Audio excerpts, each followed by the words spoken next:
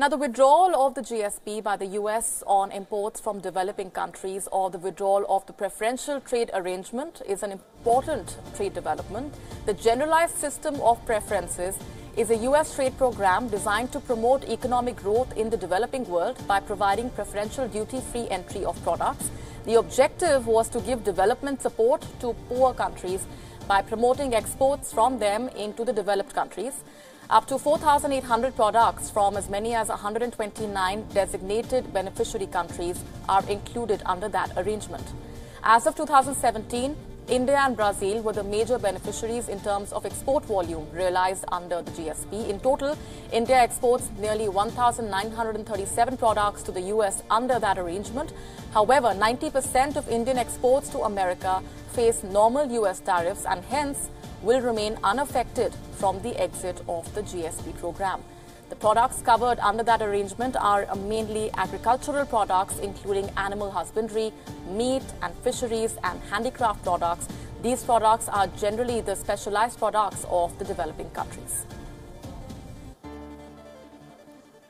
Former Ambassador of India to the United States, Ambassador Arun Singh, is joining us on the broadcast. To help our viewers better understand, Ambassador, what this arrangement's withdrawal would mean for India. We've already categorically stated that it will not impact us much, but what makes Donald Trump make this decision at this time?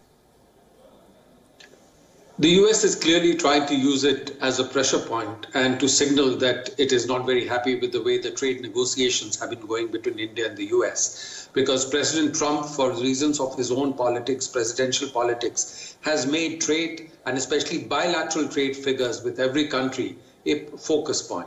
Now, in the overall trade relationship doesn't make sense because India's trade surplus with the US is only about $30 billion. And it pales into insignificance compared to the $350 billion trade surplus that China has with the United States. Further, India is an overall trade deficit country, not a trade surplus country. Therefore, to target exports from India in that context doesn't really make sense. And also, we are talking about just $5.6 billion worth of products getting GSP benefits. And much of it is generated by the labor-intensive sector.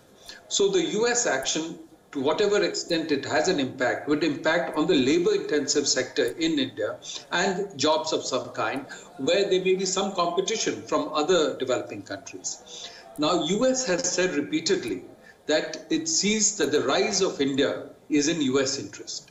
So the rise of India has to be accompanied by the economic rise of India. Only then can it be firmly anchored. Then the US to take steps which would constrain or hinder in some way the rise of India, the economic consolidation of India, doesn't make sense from the US perspective.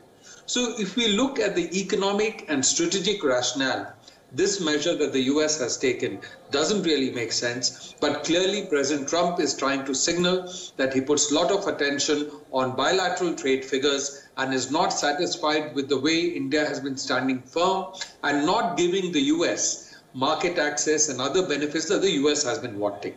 So that's where we are. But again, I think we should also look at what China has done, because US had imposed significant tariffs on Chinese products, almost $200 billion worth of Chinese products. And China has entered into negotiations with the US, and there are now reports of China and the US working out a deal, and then the US will walk back from all the tariffs it has imposed. So China has worked to find a way to meet President Trump's transactional demands while protecting Chinese interests. So one has to figure out what is in India's interest, and therefore also see how we play the politics in the US and work around whatever the US is trying to do to preserve India's interest and to work to consolidate further the India-US relationship, which is also in our interest. Right, so that's a larger messaging that's been given out by US President Donald Trump. India, of course, as we mentioned, has made its stance absolutely clear already. We're going to leave it there for the moment. Ambassador Singh, appreciate very much you joining us on the broadcast.